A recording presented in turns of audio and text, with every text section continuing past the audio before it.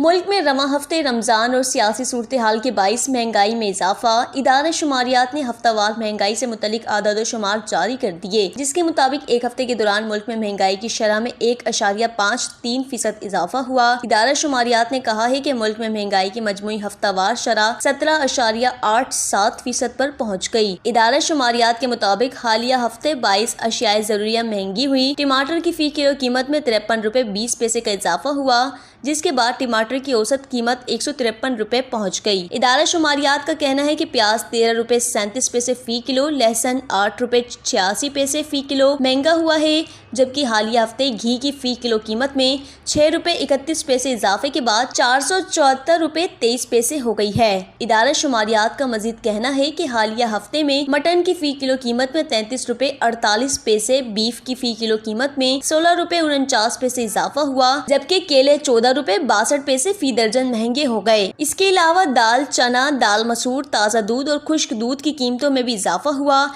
इदारा शुमारियात के मुताबिक हालिया हफ्ते 8 अशिया ज़रूरिया की कीमतों में कमी भी हुई है। जिंदा मुर्गी की फी किलो कीमत में 8 रुपए 4 पैसे, चीनी की फी किलो कीमत में 8 पैसे और आटे के 20 किलो थैले की कीमत में 8 रुपए 8 पैसे कमी हुई है। दाल माश और दाल मूंग की कीमत में भी मामूली सी कमी हुई है, जबकि 21 अशिया की कीमतों में इस्तेहकाम रहा है।